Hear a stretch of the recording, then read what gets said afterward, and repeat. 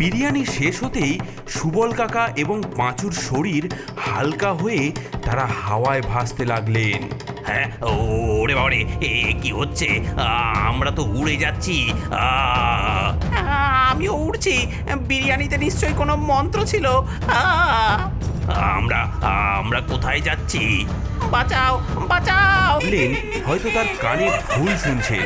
তিনি গরুর দড়ি টেনে আবার হাঁটতে শুরু করলেন, কিন্তু ভেতরে ভেতরে ভয় পাচ্ছিলেন। বাড়ি পৌঁছে সুবল কাকা গরুটিকে গোয়ালে বেঁধে দিলেন। তিনি গরুর জন্য খাবার দিতে যাবেন, এমন সময়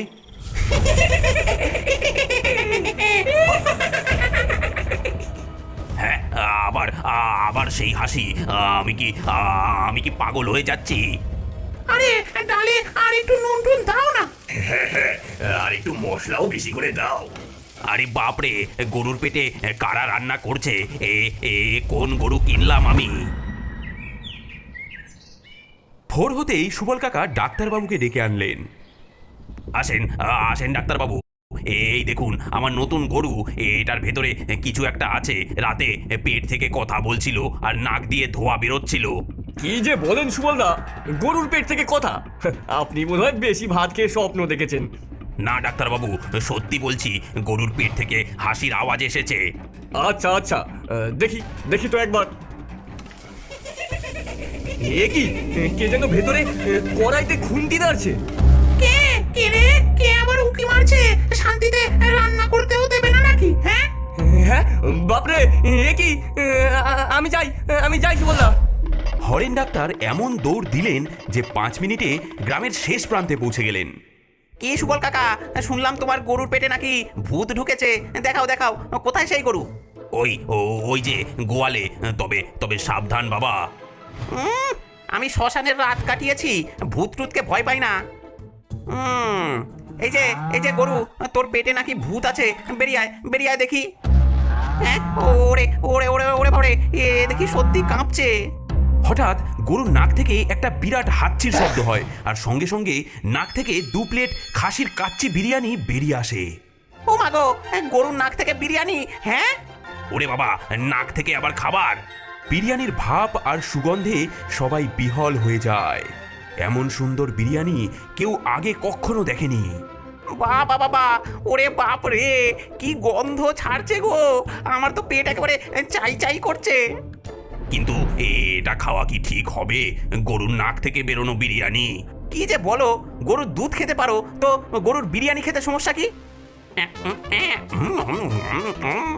আহা, কি স্বাদ! বউ যদি এমন রান্না করতে পারতো, আমি বছরে 2বার বিয়ে করতাম। হ্যাঁ,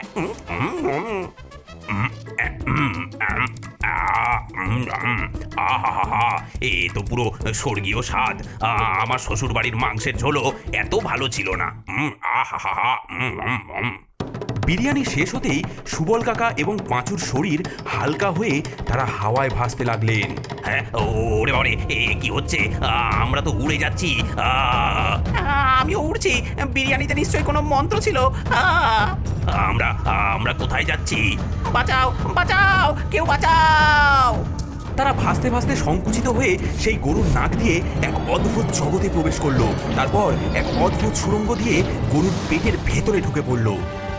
কিন্তু সেটা কোনো সাধারণ গরুর পেট নয়, সেটা এক বিশাল রান্নাঘর, যেখানে নানান ধরনের ভূত রান্না করছে। হ্যাঁ, কি দেখছি? এখানে সবাই তো মানুষ রান্না করছে। এ তো মহাবিপদ! আমরাও এবার গরুর পেটে রান্না হব। হায় হায় হায়! ভূতেরা সুবল কাকা ও পাঁচুর দিকে এগিয়ে আসে। তাদের চোখগুলো জলজল করছে, দাঁতগুলো ধারালো। সবচেয়ে মোটা ভূত, যে সবার নেতা বলে মনে হচ্ছে, সে সামনে এগিয়ে আসে। তোমরা কারা? কেন আমাদের রান্নাঘরে ঢুকেছো? আমরা ঘটনাচক্রে এসে পড়েছি। আমরা জানতাম না যে আপনারা এখানে থাকেন। আমরা শুধু বিরিয়ানি খেয়েছিলাম, অমনি এখানে চলে এলাম। তোমরা ভূতেদের খাবার খেয়েছো, তাই তোমরা এখন আমাদের রান্নাঘরে চলে এসেছো। যারা আমাদের খাবার খায় তাদের আমরা খাই। হ্যাঁ, ওরে বাবারে, কিন্তু আমাদেরকে একটু বলবেন আমাদের সঙ্গে কি হচ্ছে, আর আপনারা আমার গরুর পেটের ভেতরে কি করছেন? এটা হচ্ছে আমাদের রান্নাঘর। এখানে আমরা যা ইচ্ছে তাই রান্না করি। আমাদের সবার বাড়ি এই গরুর পেটে। অনেকদিন আগে আমাদের বাড়ি ছিল একটা পোড়ো বাড়িতে, কিন্তু লোকেরা সব ভেঙে দিল, তাই আমরা এখন গরুর পেটেই থাকি। সুবল কাকা ও পাঁচু বিস্ময়ে দেখলেন গরুর পেটে এক সম্পূর্ণ অন্য জগৎ। ভূতেরা এখানে সুন্দর সুন্দর রান্না করে, গল্প করে, মজা করে। তাদের নিজস্ব একটা সমাজ রয়েছে এখানে। তোমরা মানুষের মাংস খাও না কেন? হ্যাঁ, আমরা ভূতেরা মানুষের মাংস খেতে খুব ভালোবাসি। আমরা মাছ মাংস খাই, তবে মানুষের মাংস কখনো খেয়ে দেখিনি। আমরা অন্ন খাই, ফল খাই, সবজি খাই, কিন্তু মানুষের মাংস না না না বাবা না। তাহলে আজ তোমরা প্রথম চাকবে। এই ওদের ধর। আজ মানুষের স্যুপ বানাবো, নিজেদের মাংস নিজেরাই আজ চেখে দেখবে। আজ বহুদিন পর মানুষের মাংসের কারি। যা, কি মজা, কি